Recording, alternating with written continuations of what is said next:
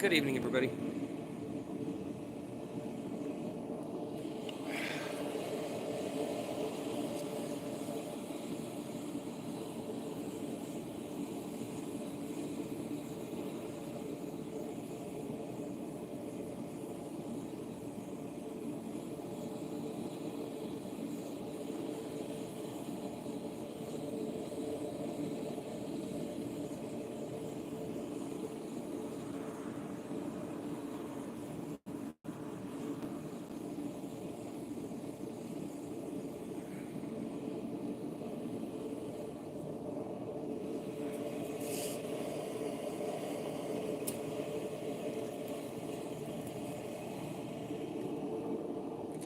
Good evening, good evening, good evening.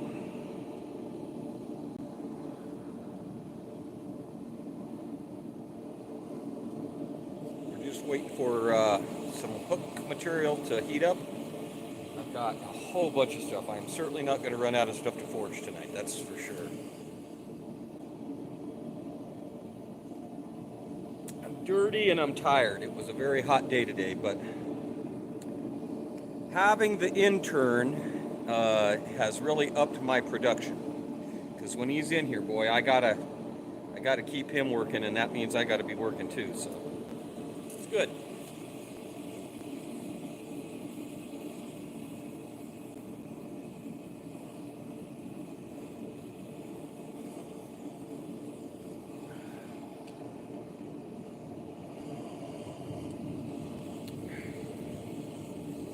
I'm not so sore that I'm taking ibuprofen, so that's good.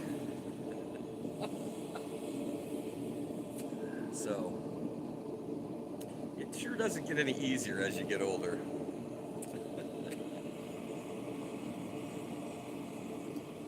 He's excited, which excites me. So that's a definite benefit of having somebody around.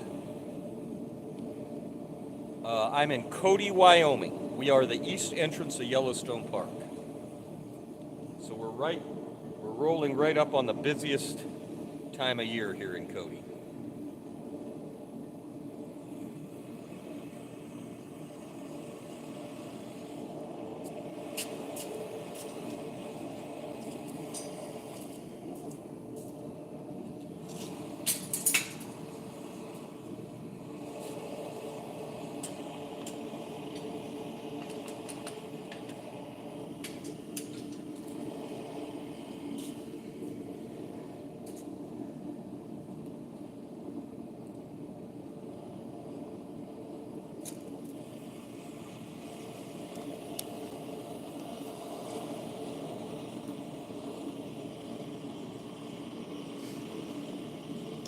It's not my usual forging setup.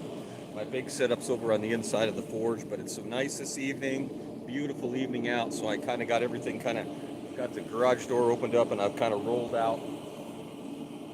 I've rolled the forge table out, and I'm using my old 1915 hay button anvil that I got from my grandfather 35 years ago, and we're going to forge some hooks to go on hat racks, which should have been in the mail 2 weeks ago.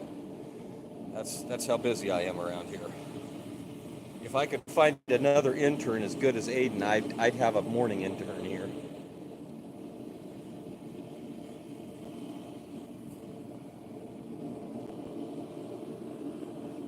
So I'm here to answer questions about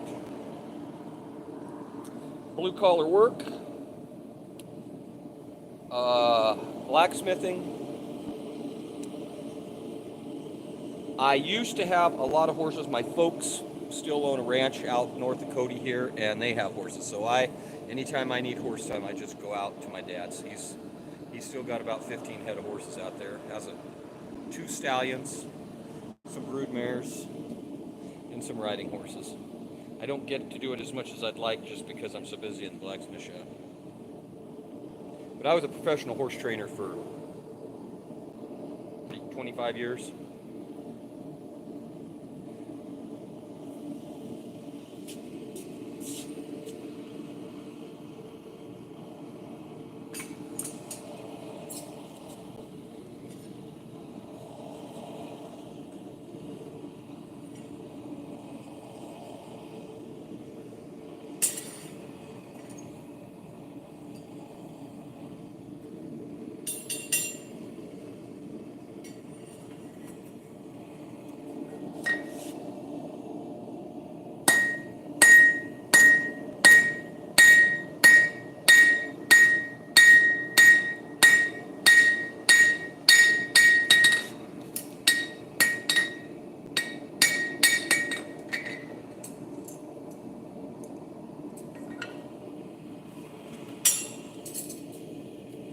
I've had the first mishap today.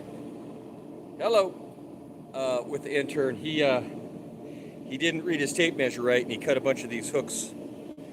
And it was weird because they weren't all the same length. He had cut them different lengths, and so he had to recut them. Hello, good evening, everybody. Hello, hello.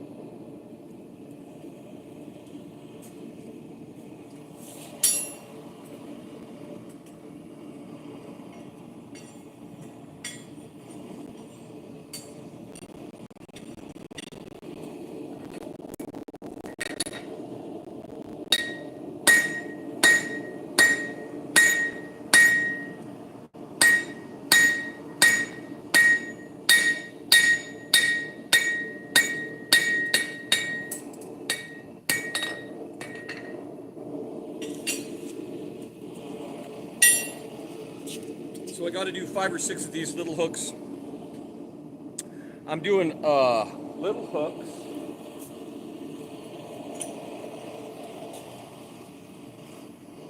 I'm doing these little hooks that go on the hat racks, and you can see one of the hat racks back there. So they're a combination. There's a place to hang your hat and a place to hang your coat. And I sell them on the Etsy store, and I try to make a whole bunch in advance, but I've been so busy doing other stuff that I'm kind of behind on all this stuff.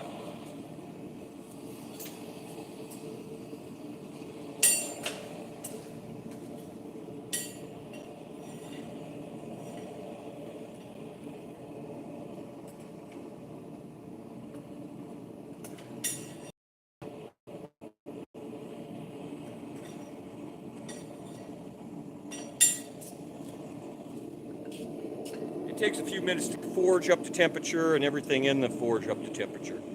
So, not much because it's a tiny little forge. But I don't like beating cold steel.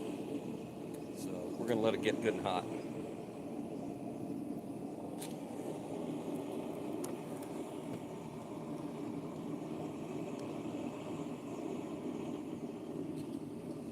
Thanks for the likes, appreciate it.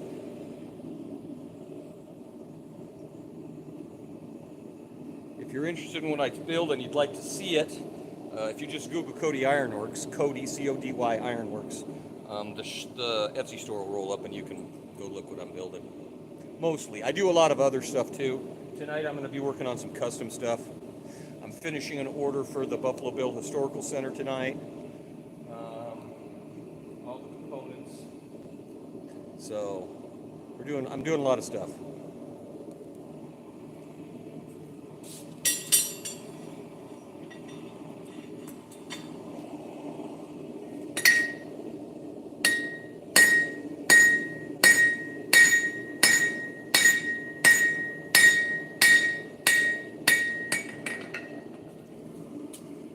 So I'm just doing kind of a half-faced blow on those, and I'm knocking down a place, and that will be where I mount the rivet when I mount them on the back plate.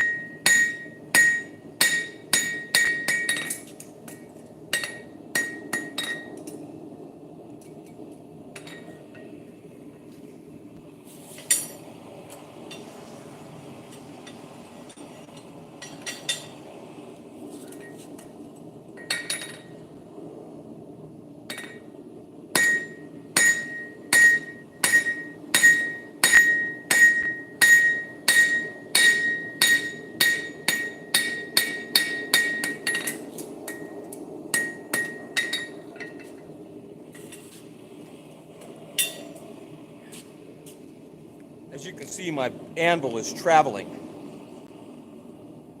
I started as a farrier back in, I've always been working with metal. I worked for a fabrication and construction company.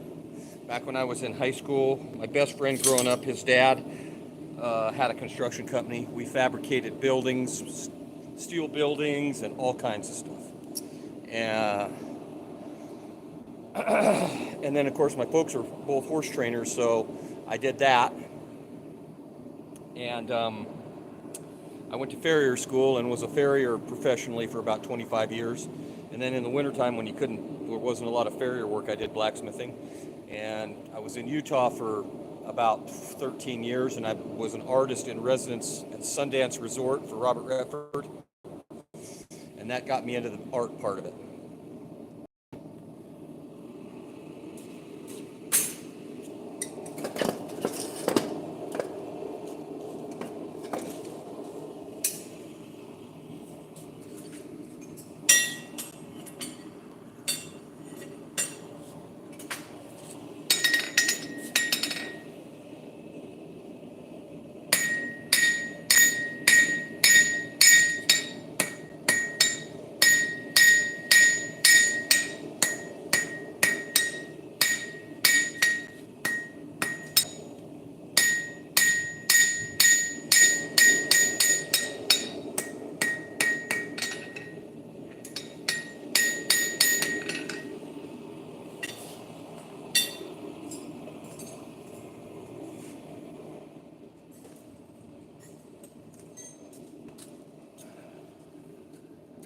Hello, good evening.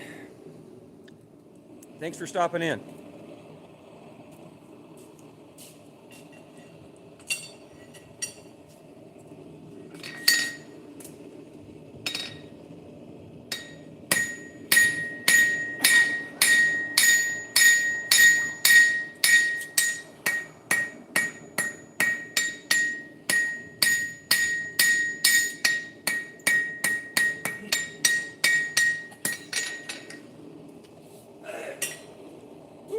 Swallowed a little bit. I got it in my throat.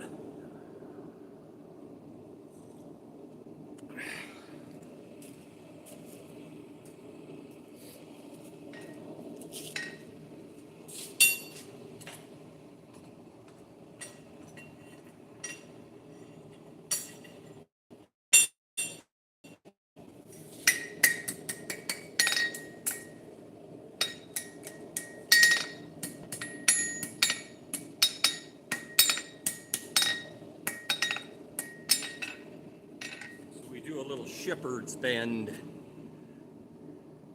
on the back of it. All right, I gotta go get some water.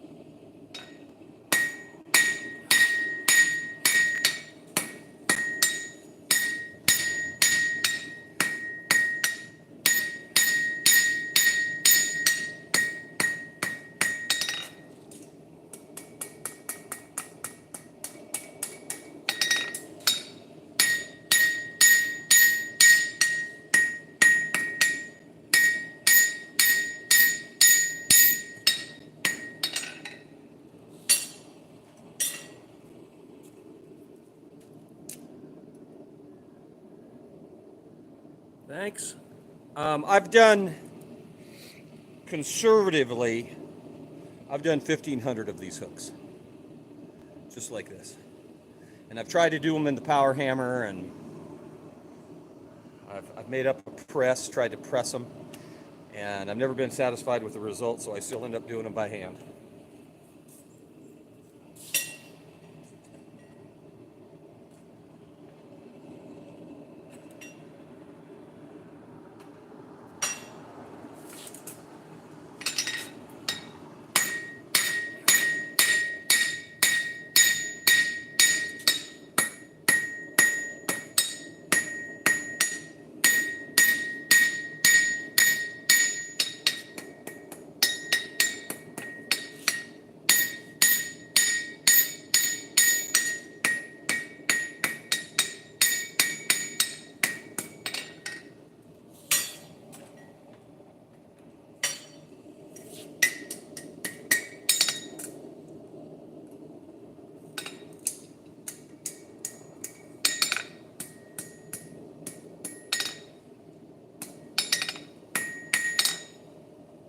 I'd like to say that that the intern, that the intern is gonna be able to do this, but somehow he's been trying it today, and I'll show you some of his hooks compared to mine on the first day. So, let's see. Thanks for the likes, everybody.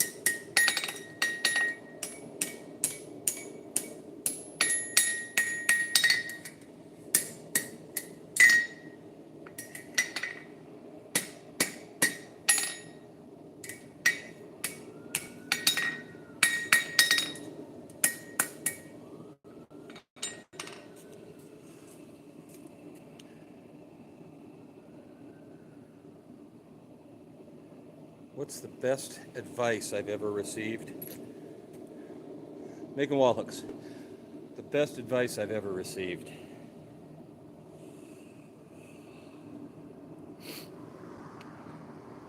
Honestly, for me, of course, I'm a different kind of, I'm a little hippy dippy, flower childy, earth muffin kind of guy. You don't need a job, you need an income. Do what you like, and you'll be a lot happier in your life. Oh, I'm gonna get cremated for sure. If the bears don't eat me first.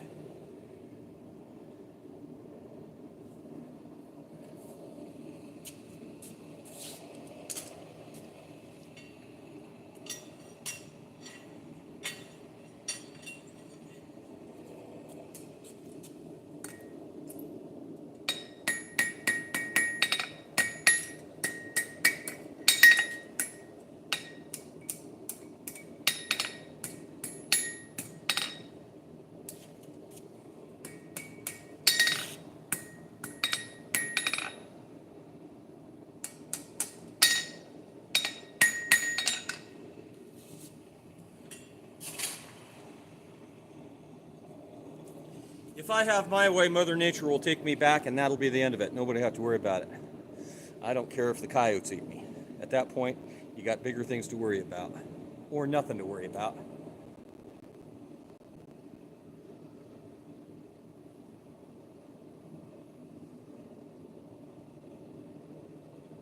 Yeah, most of my family that cares about me is dead already. I've outlived most of them, so there isn't much. I don't really worry about it. It's different in America than in a lot of places in the world. We value family differently here. So we don't necessarily honor our dead relatives like they do in other places.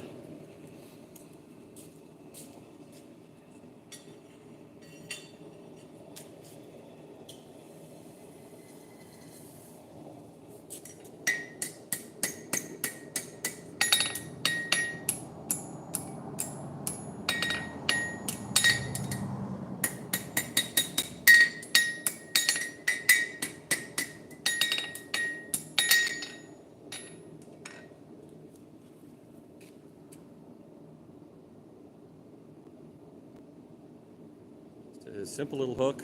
I'll get that ragged edge. I can either ground the ragged edge before I heat them up or ground the ragged edge after. I ground the ragged edge after.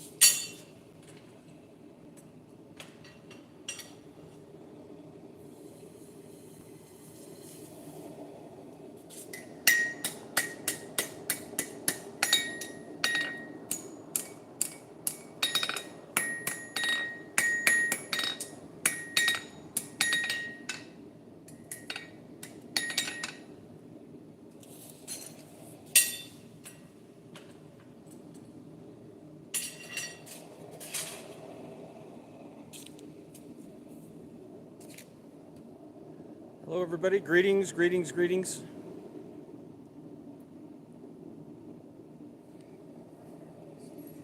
I will be the third generation where cremation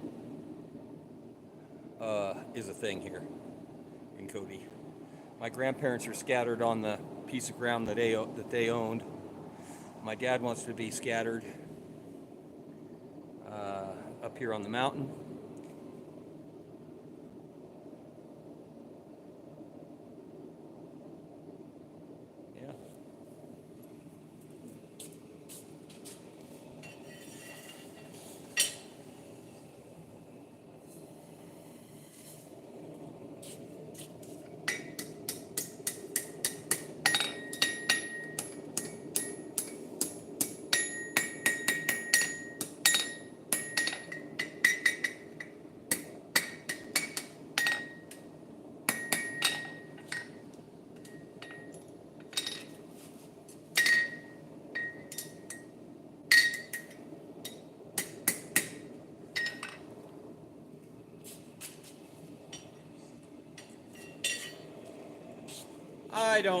I have a son and I don't want him to have to worry about that. Hello, I don't want my son to be dragging my ashes all over. And I just as soon, if I could, keep the state out of it. It wouldn't hurt my feelings if I'm just up here riding in the hills one of these days and tip over and the coyotes clean me up. Wouldn't bother me at all.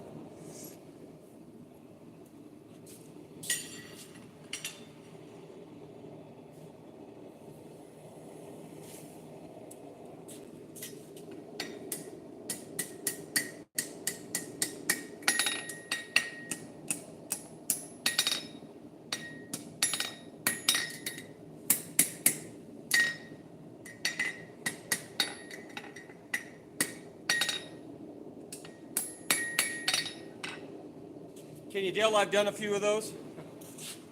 That's all of them. Got them. Those are done. Now we can start on these.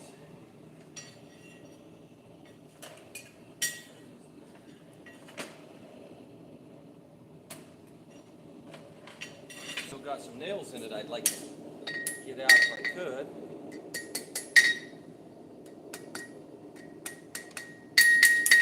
That.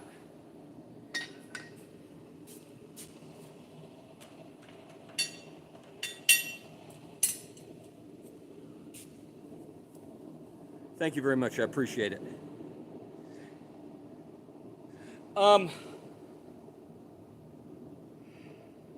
I wish I was a better blacksmith. I'm at a point now where I'm making a living at doing what I do, and I have 40 or 50 things that I do, and it's really hard to excel when you're spending all your time doing the stuff that you've already done. I try to do new stuff all the time, but in order to get good at that, you got to do new stuff quite a bit. The Apprentice is great. He made a little mistake. Today. He misread a tape measure or something. I don't know exactly what he did. Cut some little pieces wrong, but it was a $5 mistake, and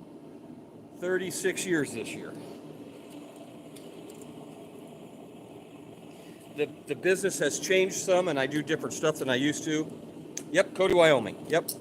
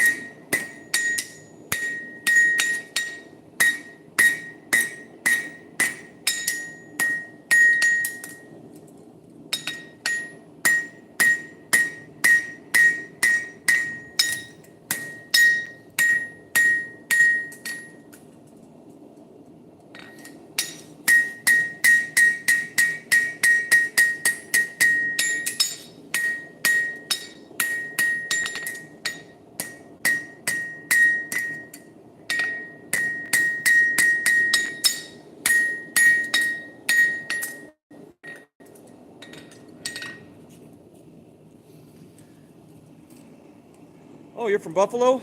Well, they probably know Osmondo over there. He's a blacksmith over there.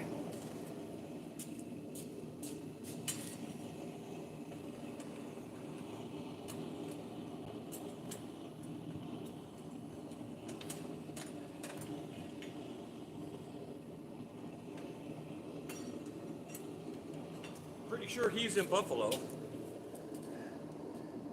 New Mexico. I went through there a few years ago, New Mexico.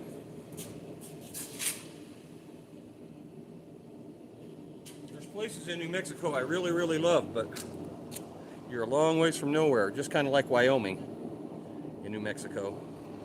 It's a big square state.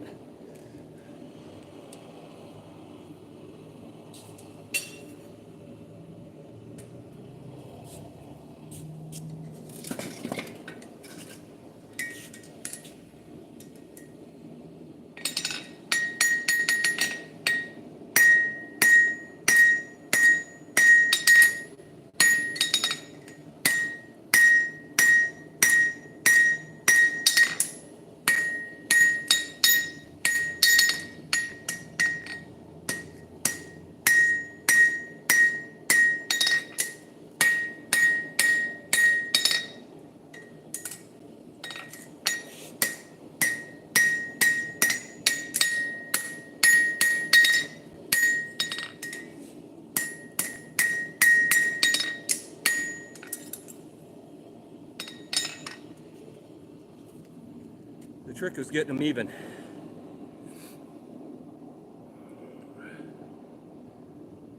Yeah, I spent 13 days in Alabama visiting my son.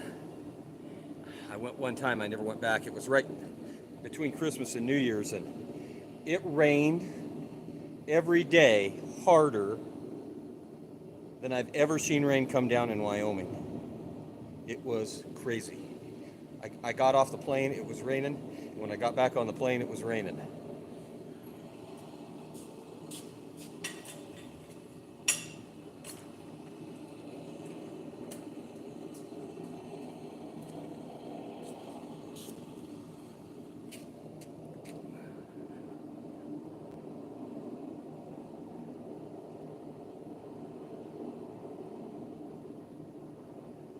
Yeah, that humidity. I was so cold in Alabama. I was wet. I don't think in 13 days I was ever dry. You take your clothes out of the dryer. I'd go use the washing machine at the hotel, and I'd put them on, and by the time I went outside, I'd be wet.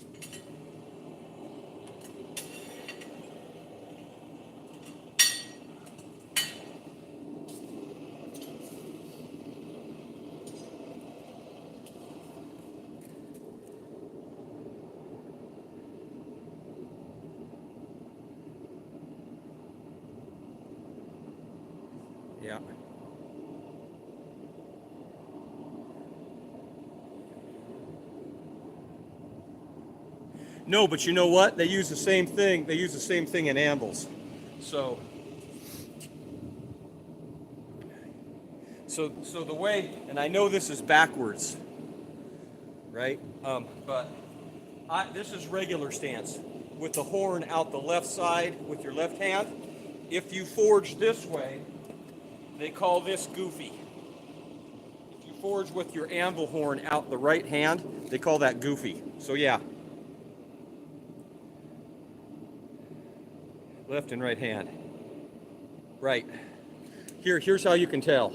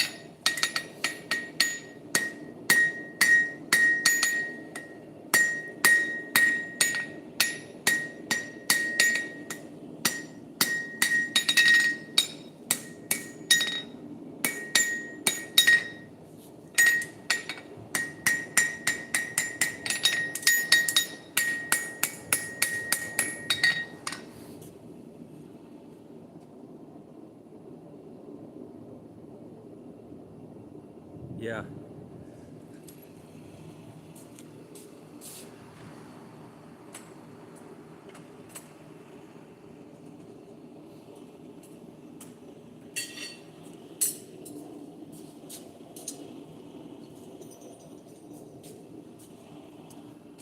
My son spent 9 years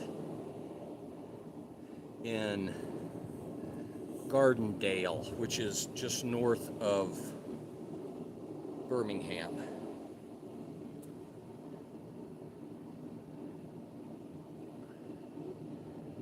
Can you make real life Excalibur? I do not do swords. The biggest knife I can make will fit in my big forge, and it's about 14 inches. Is about the most I can make as far as blade length. So I've done some sickles on the big coal forge, but and like I said, I don't have anything finished other than some axes around to show you guys, because if it's done, it's got a sheath on it and it's out of here. It is, the Art League sold one of my big Bowie knives today, actually. She called me to let me know.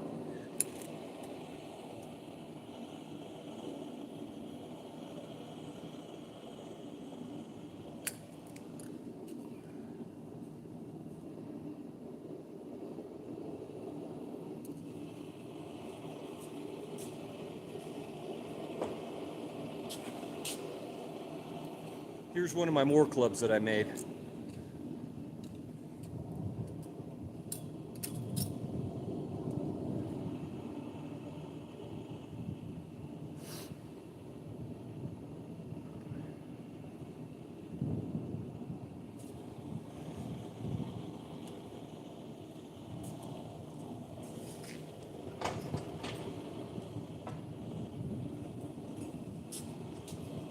And this is an axe I did here a while back for my son.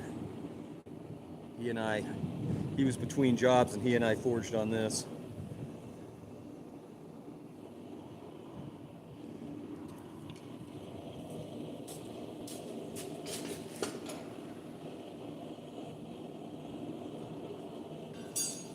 And then here's one I made for myself. These are made out of probably something like 5160 steel light truck spring. These are made out of truck springs out of semis. They make ridiculously good axes.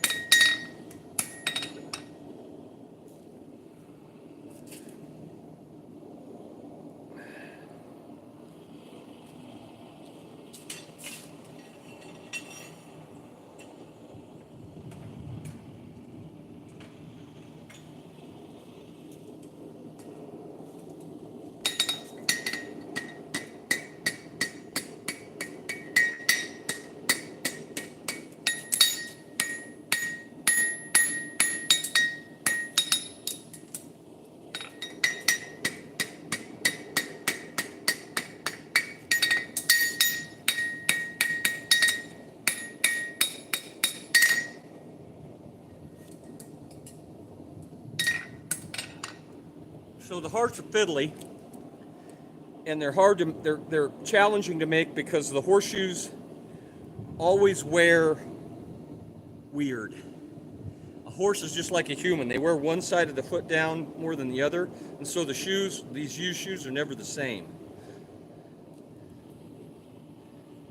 Yeah, just a second, I'll show you these.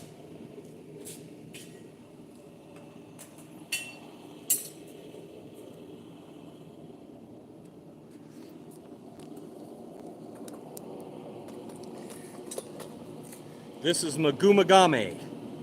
It's about 70 layers of copper and silver, all forged together. So that's nickel silver,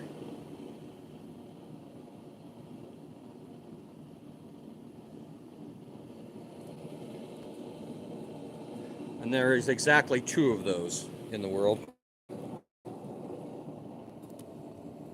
Of course, the other one went to a woman. Dumbass.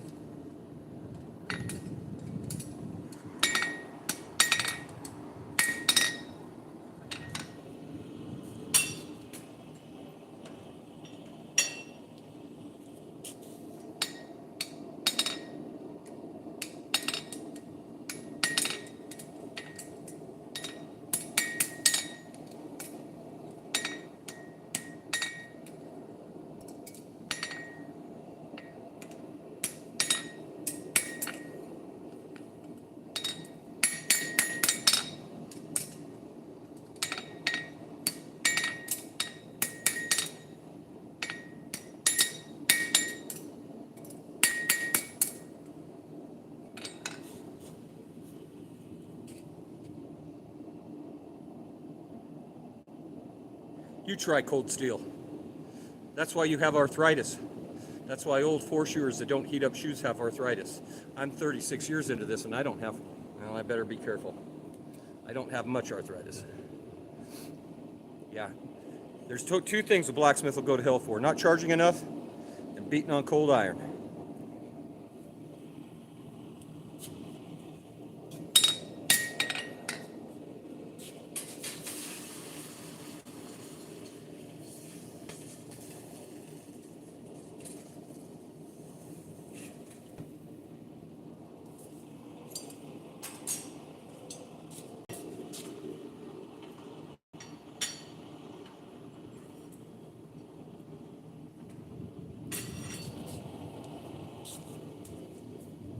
Oh, somebody said something naughty.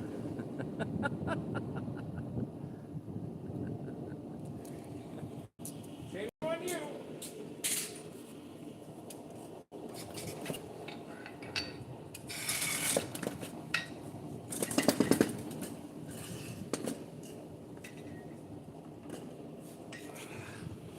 This is my demonstration handle, and it keeps wanting to keep around on me.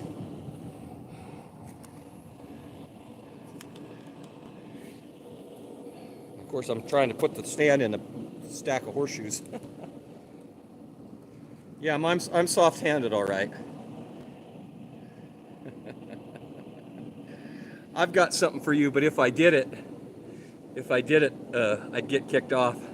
Guess. Take 4 fingers away.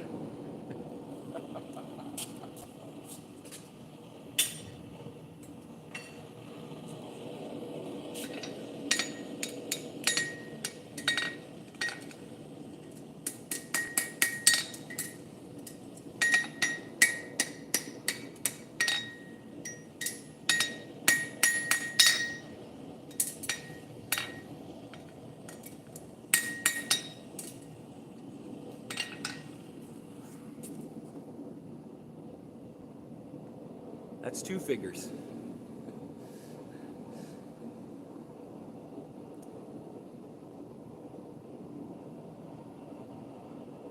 Jesus Christ, the same yesterday and today and forever.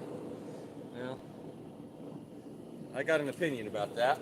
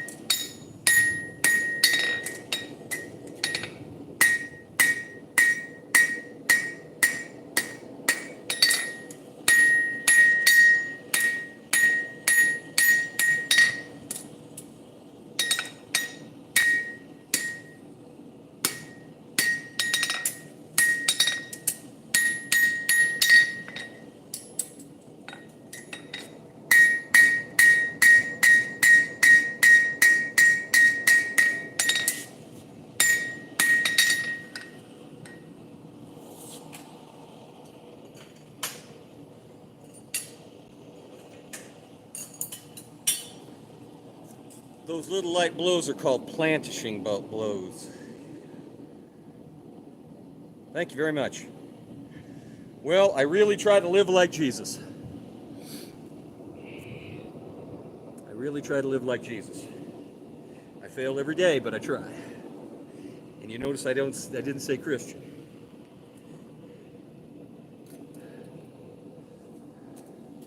I just try to live like Jesus, and sometimes I succeed.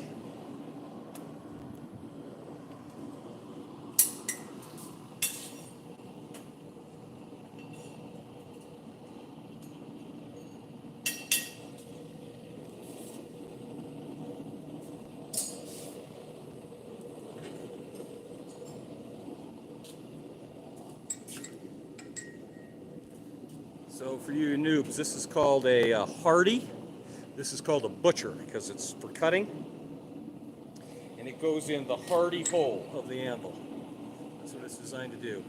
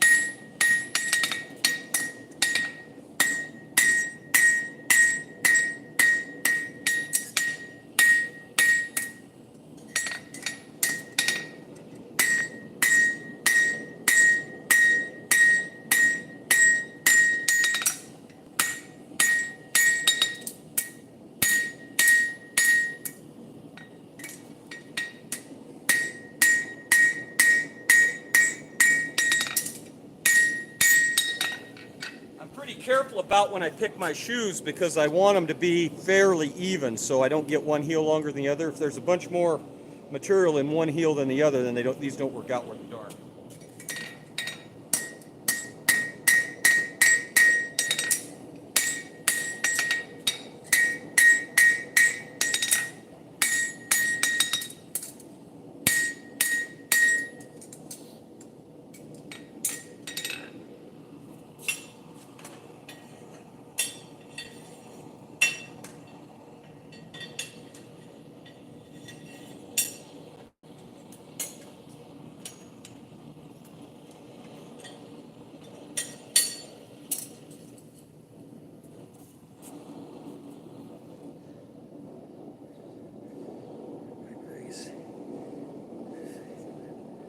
All right, that's enough of the scripture, please.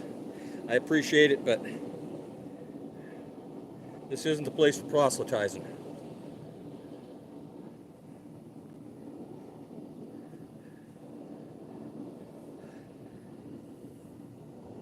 Thank you. Thank you. It's a long time of coming, and sometimes it's a struggle to keep it paid for.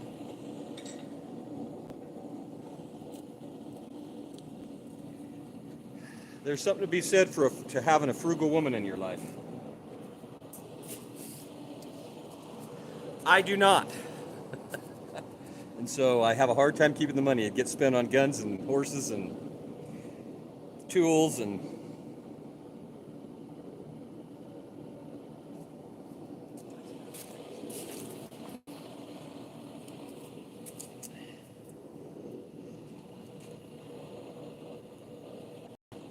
that's why it's, I don't know, 9:30 or something here, and I'm still out here forging.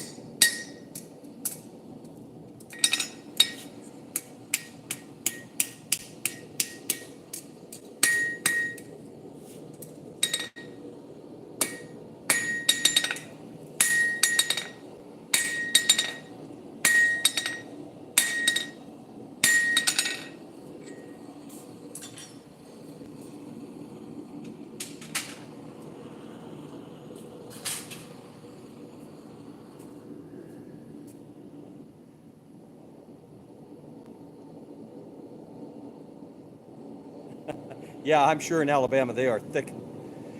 You know what helps that? A coal forge. Use a coal forge, and the mosquitoes don't like the coal forge very much.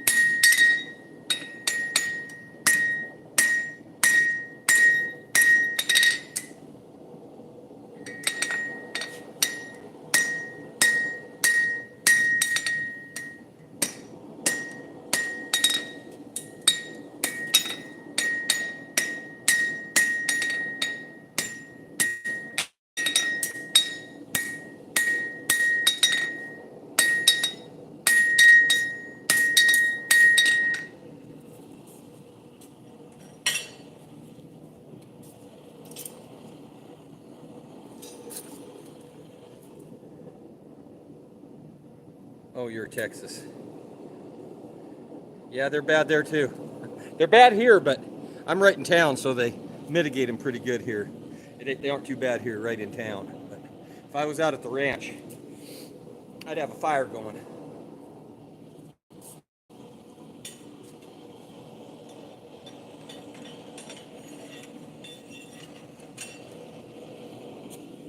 Damn, walking around. I need to put some sandbags under it.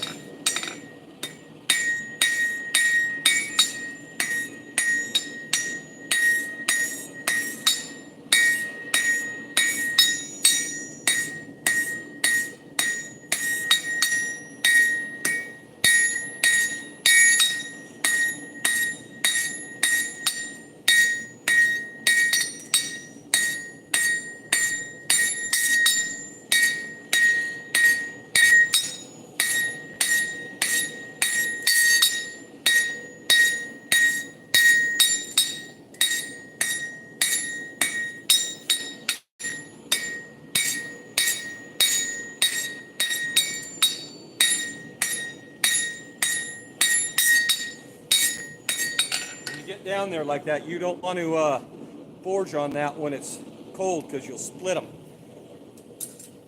They'll go all wonky on you.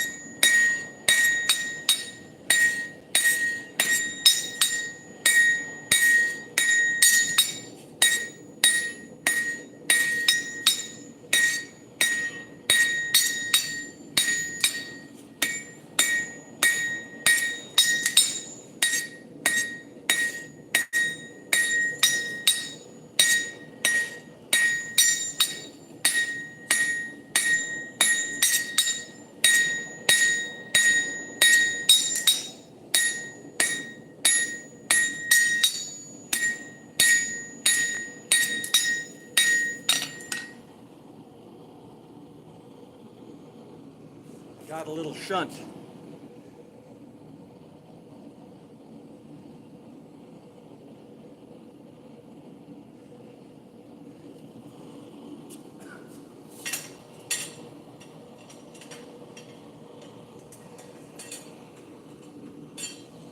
But I don't have a file right here handy, so we're just going to have to deal with it.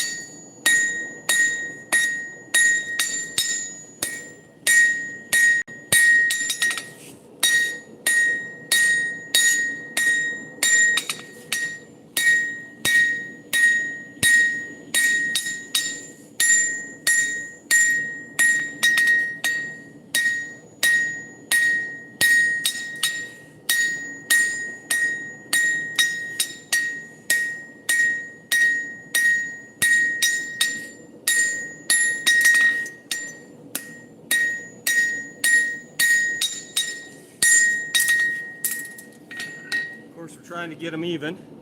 This is going to be a steer head. A shunt is a place where you get a little fold. So you can see that it looks like a hangnail. That's a shunt. And you try not to get those in your work, because when you forge it in, it can screw up, especially right out there on the end, it can screw up your work. I don't even have a...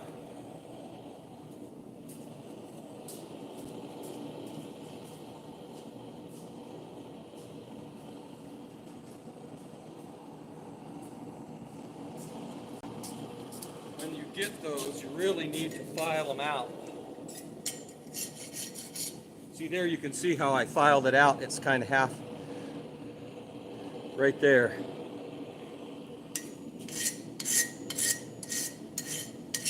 And you can see that it left a little declivity in that right there.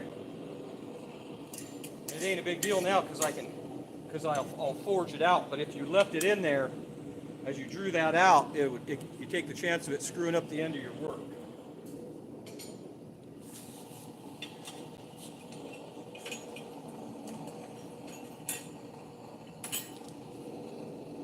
And then this is going to be another heart. This is the last of them. I'm going to do 3 of these.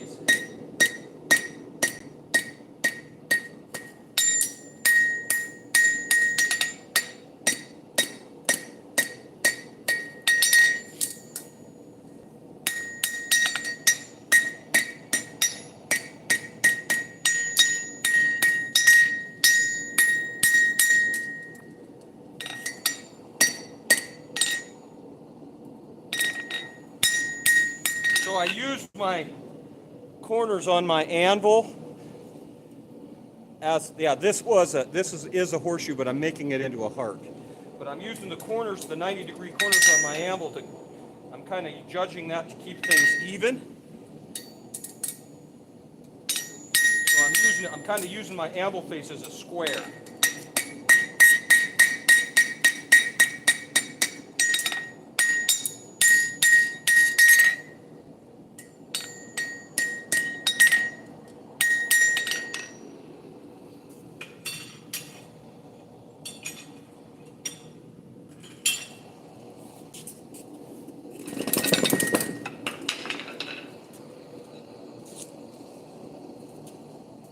The other thing I do is I'm always using the same, I've done Damascus, but there's no money in it. I always forge, if I'm trying to do the same, you've got to make sure that you're always forging on the same place on your anvil horn. And that helps you stay even.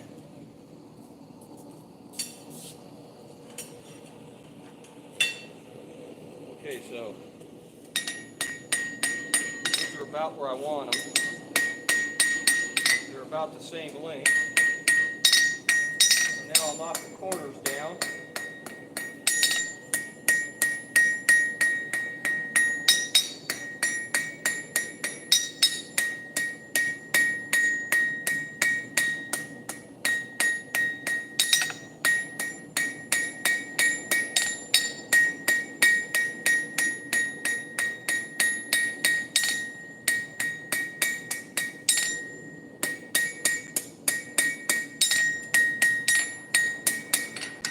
Round them up.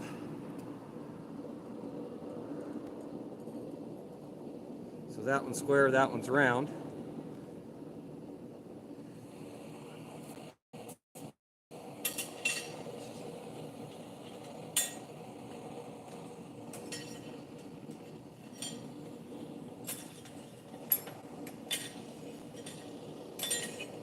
For a lot of guys, this is a hobby or a second, extra money or something, but not me. This is how I make my living.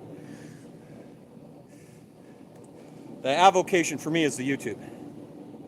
That's my second thing. But this is how I make my living, so you got to do stuff that makes you money. You can't spend 4 hours building a piece of Damascus, make it into something, and sell it for $100. That doesn't work. And pattern welded steel, it has a very high failure rate. And so when you're making blades out of Damascus, If you don't really know what you're doing, it's pretty easy to screw up a billet.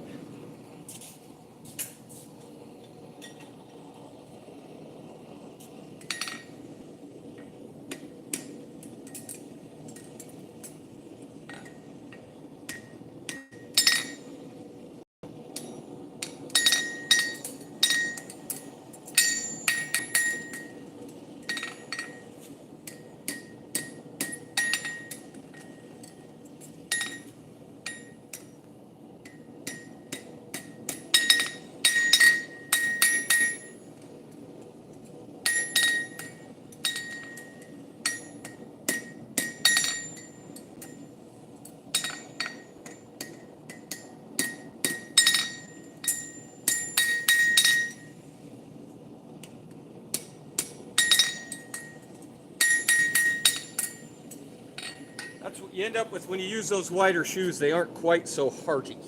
They don't quite look so much like a heart.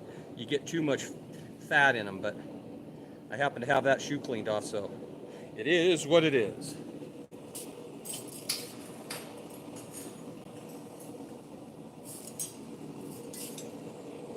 This is more what they're supposed to look like.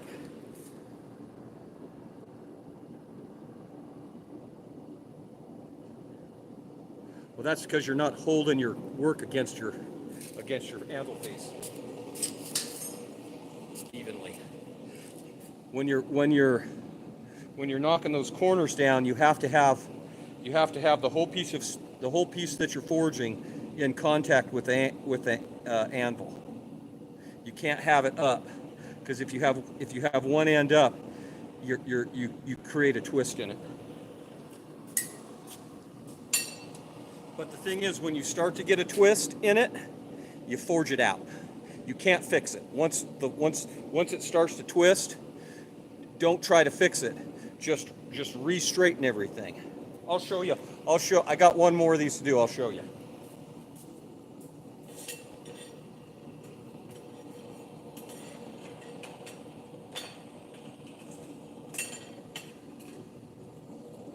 So this one's round, this one's not, this one's still square. We're going to round him up. I'm going to make sure he's flat, and I'm going to tip it like this and make sure that the whole thing is in contact with the anvil.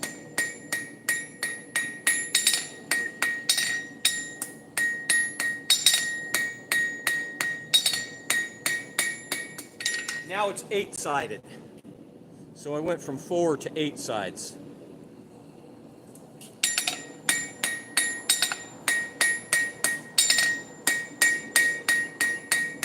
Now I'm out of heat, but this next heat, I'll just roll that around and hit that, and I'll roll all those down. And I'll try to do it on this one. I'll try to show you on this one. So you end up with it like that, where it's twisting. So instead of trying to get that back, just forge through it.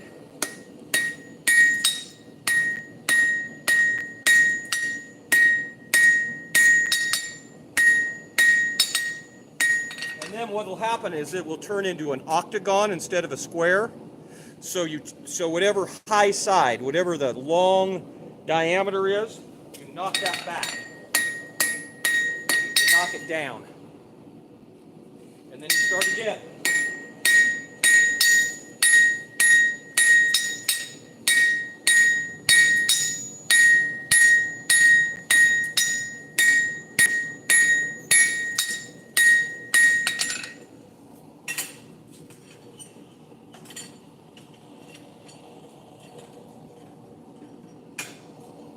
You got to pay attention though, because if it gets too far along, you can't fix it.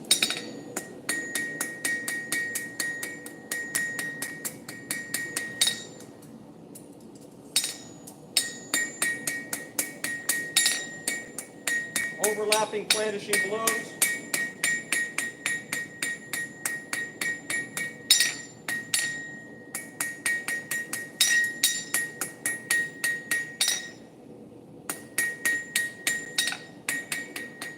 Take the hammer marks out, cools off, and then you end up with something like that. And And now I'll bend him over and we'll make his face.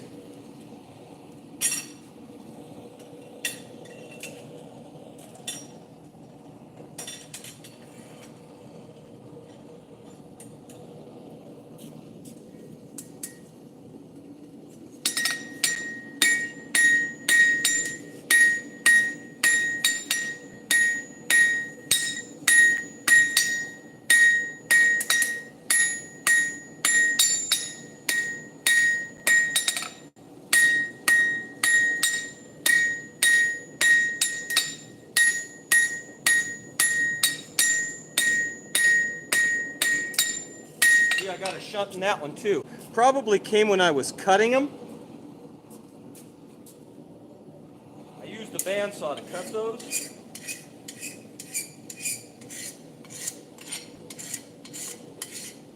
And sometimes that will create a shunt.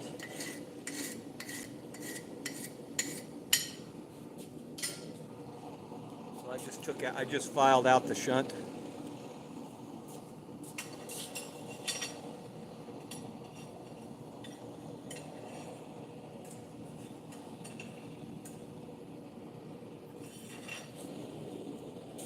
All right. Thanks for coming in, everybody. Thanks for all the likes. I appreciate it. Thanks for everybody stopping in. Thanks for everybody hanging around and watching. I'm glad you enjoy this. It's pretty much better than anything that's on TV anymore, I think. From the guy who doesn't own a TV. Sure. Any of Larry McMurtry's old stuff. Lonesome Dove, Terms of Endearment, Last Picture Show, Leaving Cheyenne. Anything by McDermott is pretty good if you got a sound stomach. McDermott's a good author. I like the classics. Will James, if you're into westerns. Will James was a cowboy out here in the West. He wrote some pretty good novels. As far as nonfiction,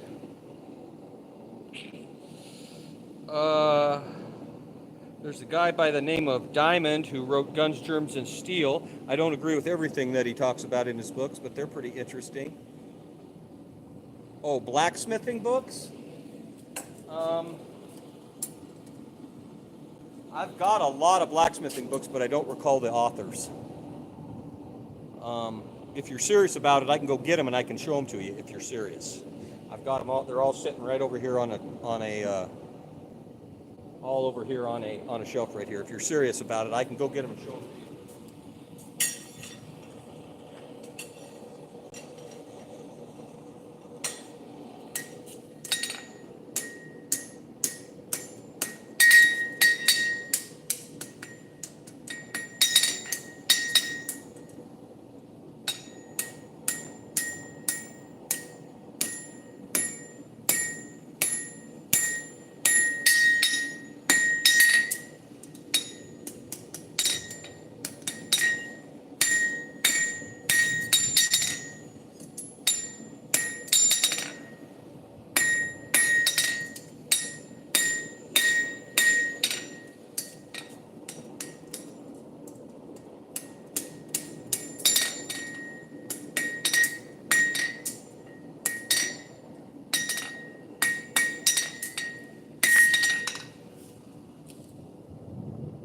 Sure. Just give me standby for 1 second.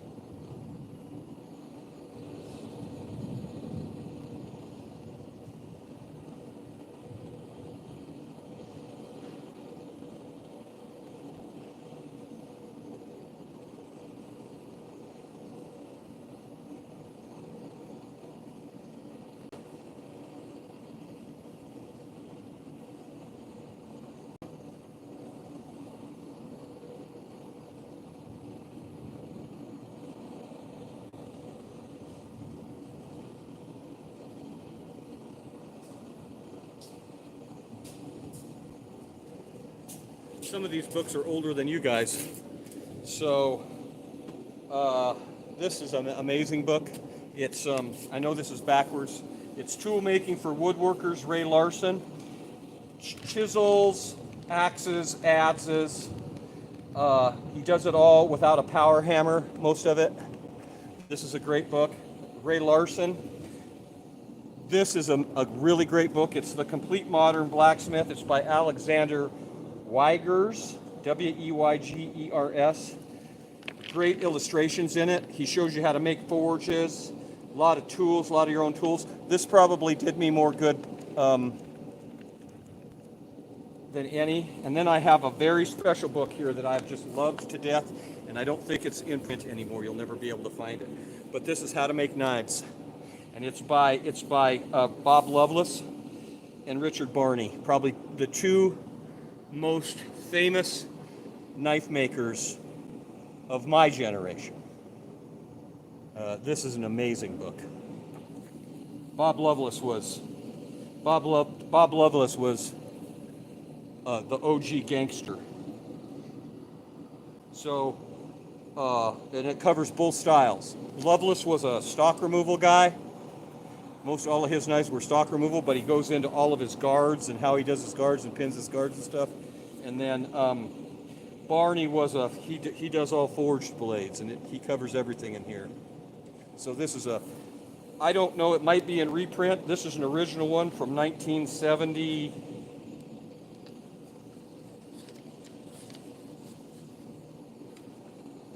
1977.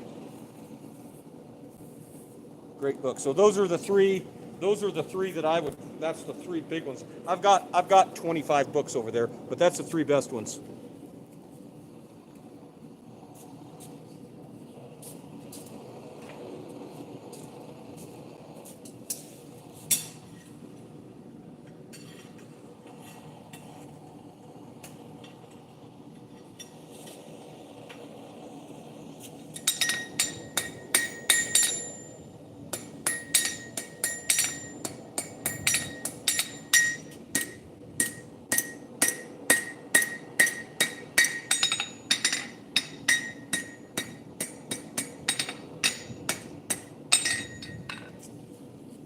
And that's as far as I'm going to go with those tonight, because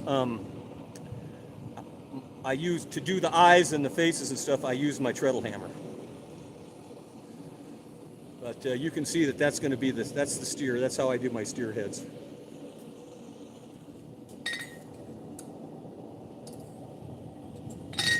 I will do the whale tail on this end.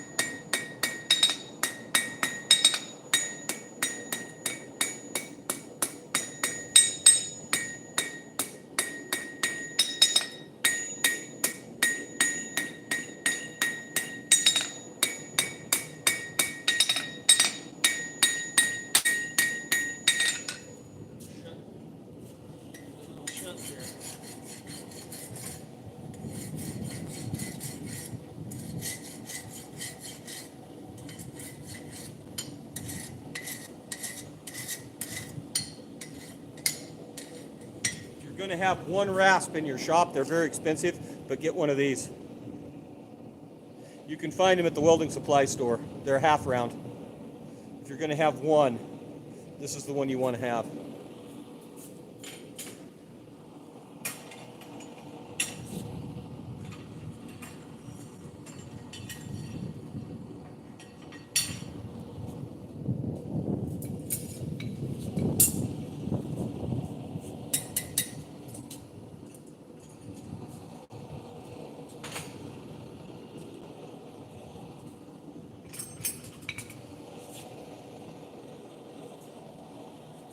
Now I'm going to switch to a light cross peen hammer.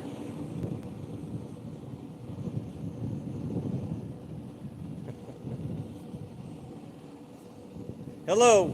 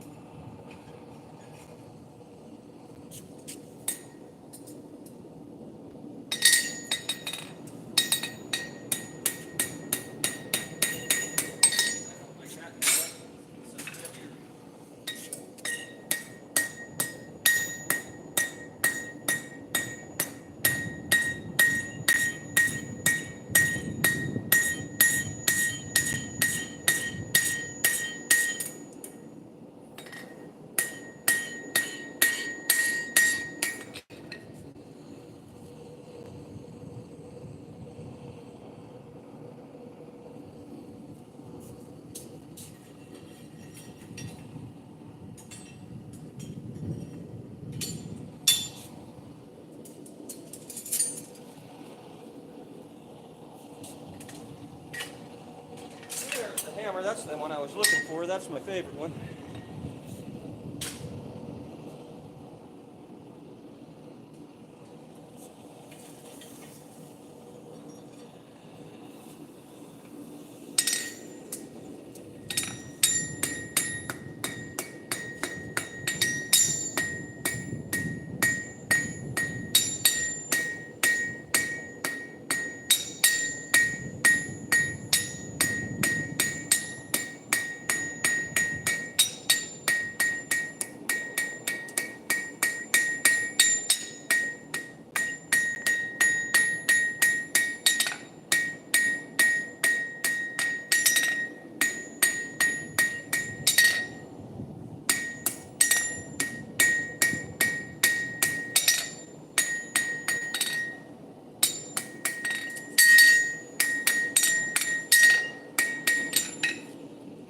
There's our horns. Hello.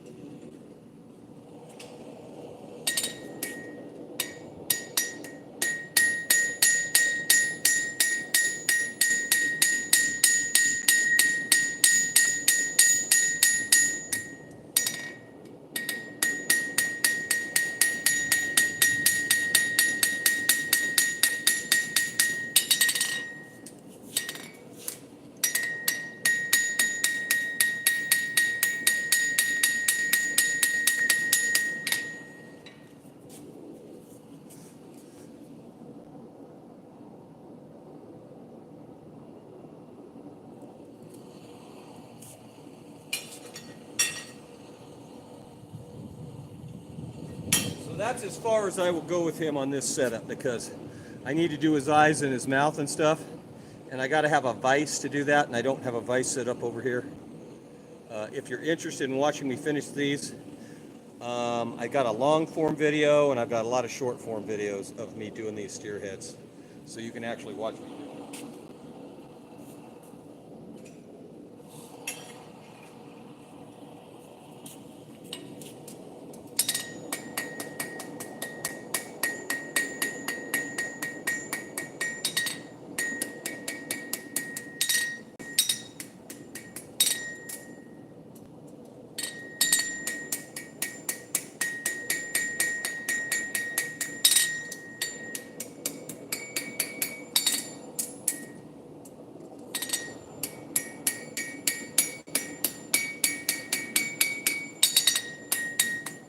That's about what I'm looking for.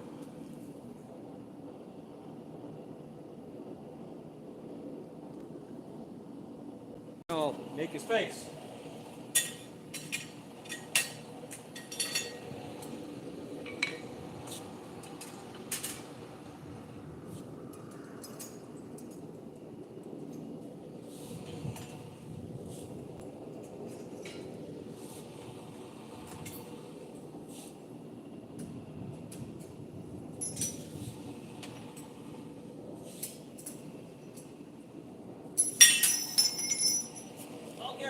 sitting next to that forge be hot enough I don't want to touch it.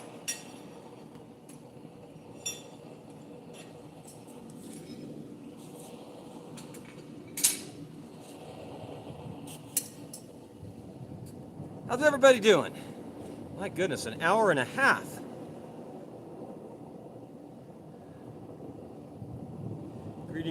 Greetings to everybody who just came in. Thanks for all the likes, everybody. I really appreciate that.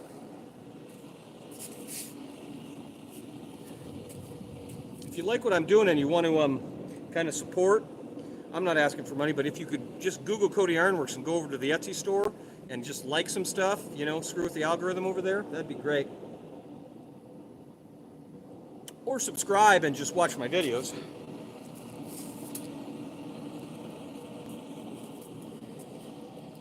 That'd be really good. Field cam, and he's about to meet his maker. 4570, that'll do it. 405 grain bullet out of a 270 ought to knock a hog down, I would think.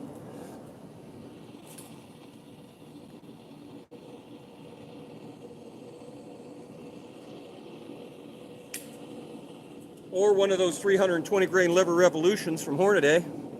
I imagine that'll punch a hole in a hog they aren't walking away from.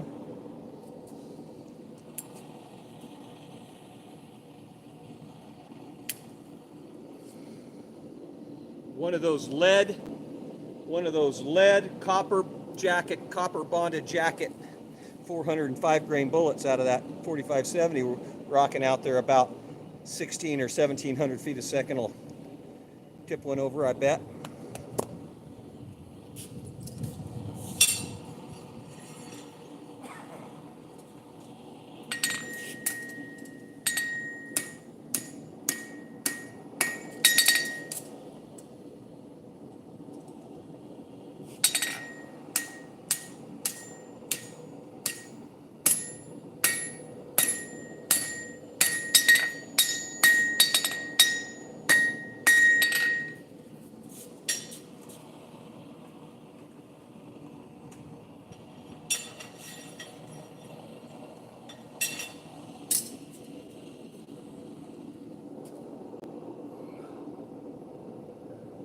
Never killed a hog. I've always wanted to kill a wild hog. Two things I've always wanted to hunt is an African buffalo and hogs. Neither of those things we have in Wyoming, so I've never been able to hunt them. I'd love to have I got some buffalo skulls hanging back over here. You can't see them, they're hid, but I'd love to have an African buffalo skull hanging next to one of those regular buffalo skulls, bison skulls.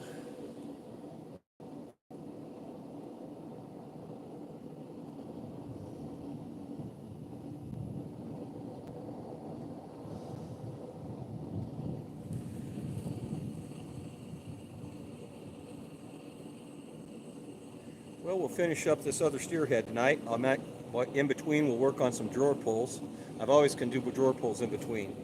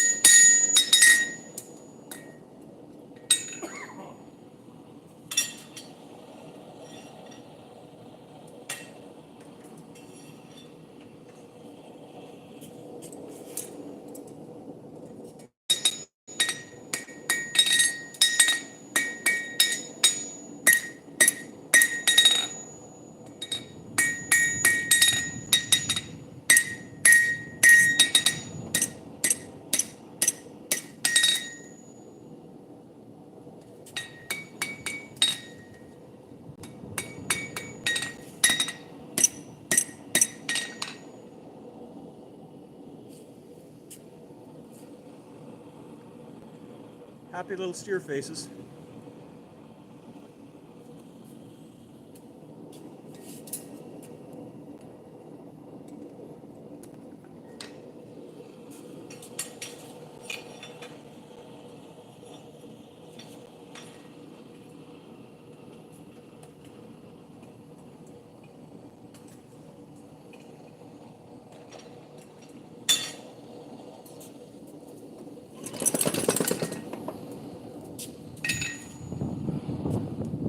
Somebody is saying naughty stuff. They keep getting taken off.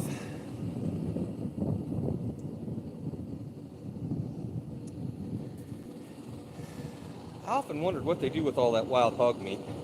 I know there's guys that trap them. I can't imagine. I guess it depends on what they're eating. I know a lot of people eat wild hog. I've never had it. We don't have them here in Wyoming yet. I wonder what the bacon's like. I imagine if they've been eaten like on oak acorns or out in a cornfield, I imagine they're pretty good. But I make all kinds of stuff. If you want to see what I make, you can watch all my videos, or you can go to the Cody Ironworks Etsy store and roll through the product list. But I do pretty much everything. You can see some of the wall hooks in the back. I do gun racks, and we're working on some very fancy wall hooks tonight. Interior stuff is mostly what I'm doing right now, but I do knives and axes and a lot of tools. I do a lot of tools. I make all my own tools, including all my pritchels and punches and everything but hammers and anvils. And I can make hammers. I make axes and adzes. All kinds of stuff. So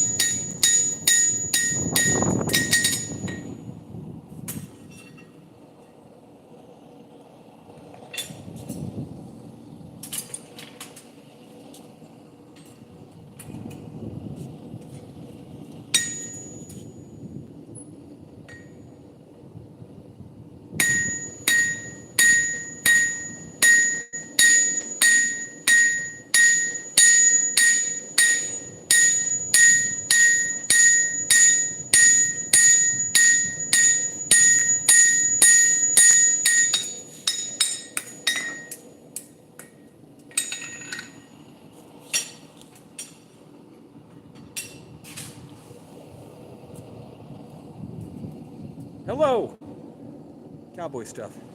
Yeah, I do some modern stuff, modern artwork stuff too. But I'm in Wyoming. I'm in Cody, Wyoming. The people that come here want Western stuff, so that's what I built. A lot of my stuff is buffalo motif and elks and moose and that kind of stuff, because that's when people come here. There'll be 3 million people come through this park this year, and probably a quarter of them will come through this entrance. So here in Cody, so because Cody, Wyoming is the east entrance of Yellowstone.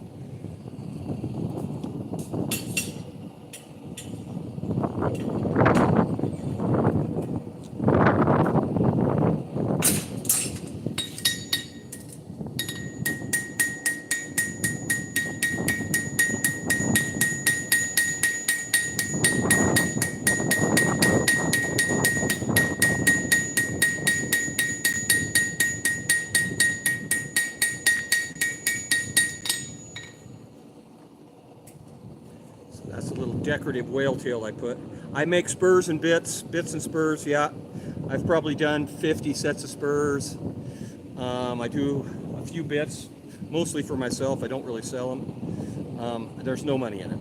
For the amount of money that the time you have in spurs and bits, I can't sell them for. There's so many guys who specialize in it and do better work than me. But I do some. Okay, so he's done. That's all I'm going to do on him tonight.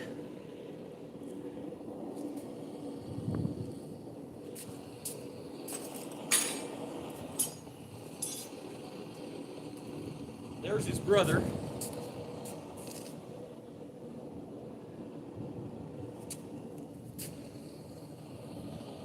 If you want to see my spurs, you can go to Pinterest or you can go to my Facebook page. There's all my spurs are on there. I've got some, I do one-piece spurs. I've done quite a few sets of one-piece spurs.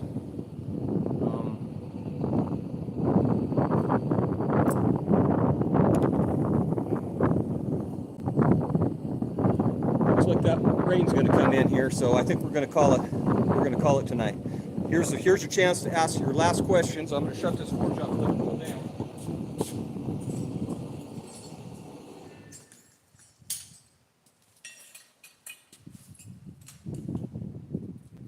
We also did a bunch of these up tonight. These little hooks, simple little hooks. These hooks go on other hooks. Hooks for hooks.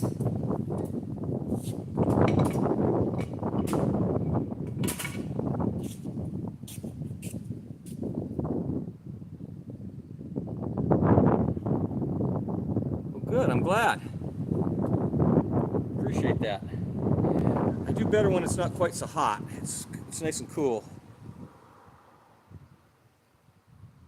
Well, it just kind of depends on where I'm at in my day. Sometimes I try to explain and sometimes I don't. Especially if I get engagement. If people are asking me, I'll answer questions. But a lot of people are too shy to type. Or, gosh, now you don't even have to. You can just kind of talk into your phone.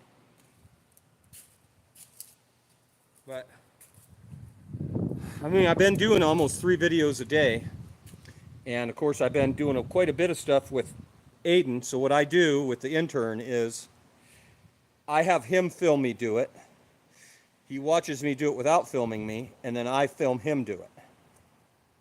And that way he can go back, and if he's lost in something, he can go back and watch the YouTube shorts and see what he's missed. And so it's working pretty good. So I appreciate everybody coming in. I appreciate all of the engagement and the likes. I really, really do. I'd like to grow this channel. I'd like to get some sponsors. I'd like to get Aiden some PPE for him. I'd like to get him some good welding gloves and maybe a better welding helmet. He's kind of using one of my hand-me-down welding helmets. So if anybody out there knows anybody who's looking to maybe sponsor a young guy coming up, let me know. I'm easy to find. If you just Google Cody Ironworks, you can come right up. You can ask the questions right in the Etsy comments if you want to, in the Etsy store, or I actually have a comment section on here now, so you can leave your questions here. So.